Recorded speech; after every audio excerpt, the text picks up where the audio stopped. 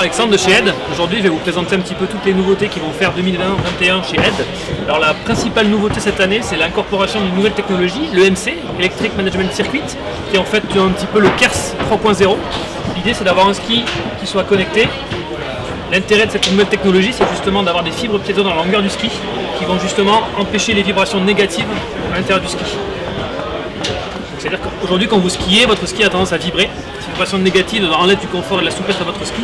L'idée de cette technologie dans la longueur du ski, c'est d'annihiler ces vibrations-là et d'avoir un ski qui est beaucoup plus souple avec une meilleure accroche.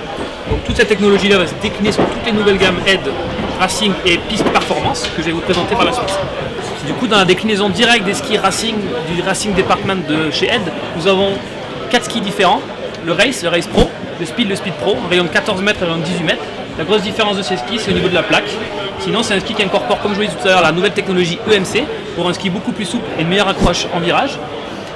Ces nouveaux skis ont été développés en partenariat avec Axel Luz-Vindal, un ancien champion du monde de ski, qui nous a fait l'honneur cette année de rejoindre les équipes en tant qu'ambassadeur de la marque pour nous aider à développer ces nouveaux skis. Donc, deux constructions différentes, Race et Speed, avec la différence au niveau de la plaque. Du coup, cette année, la gamme Race est refondue et chez nous, la gamme Race incorpore aussi les skis piste performance pour des personnes qui ont envie de chercher une sensation sur la piste. La gamme Super Shape est donc complètement refondue. Donc, il y avait 4 skis à l'époque, le Speed, le Magnum, le Rally et le Titan, qui sont des skis avec des patins différents. Cette année, on inclut une nouveauté qui est l'original, qui revient aux sources de la gamme, avec un ski carving récréatif. Donc, il incorpore lui aussi les technologies EMC à l'intérieur du ski. Et ça, c'est un ski avec un 66 au patin, avec un rayon assez court de 12 mètres. Un ski assez récréatif avec un spectre de pratique assez large. Et la différence qui va être à noter cette année, c'est la disparition des monsters chez nous et du coup l'apparition d'un Titan élargi pour venir combler le trou au niveau du Monster 83.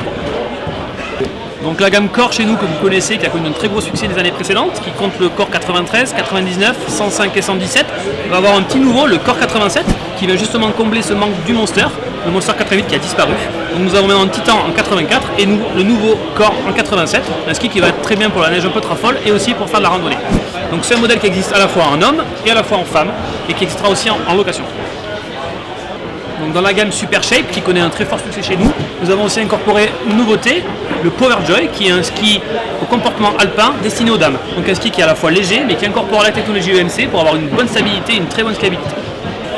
Grosse nouveauté cette année en chaussures, donc toute la gamme Racing est refondue, donc les skis et aussi les chaussures, avec l'incorporation de la nouvelle Raptor Racing, du coup qui se décline en modèle Coupe du Monde, donc les 2, les 4 et les 6, et ensuite qui va se décliner en modèle grand public avec la Raptor 140 et la Raptor 120, qui vont être retravaillés au niveau de la boîte à orteils pour avoir un meilleur confort et une meilleure cantine. Deuxième point important, c'est l'incorporation du coup du Liquid Fit, une technologie de customisation du chausson au niveau du pourtour malléolaire, qui incorpore du coup dans les chaussures Racing et des nouvelles Raptor. Autre nouveauté au niveau de la gamme chaussures, la gamme Core existe déjà pour les hommes, encore 1 et Core 2. Et cette année, nous avons l'apparition d'une Core Woman destinée aux dames, avec un collier légèrement abaissé et toujours l'incorporation d'un chausson avec du Primaloft et aussi du Liquid Fit. Une chaussure de rando qui se destine surtout à une pratique de free rando avec une très bonne stabilité.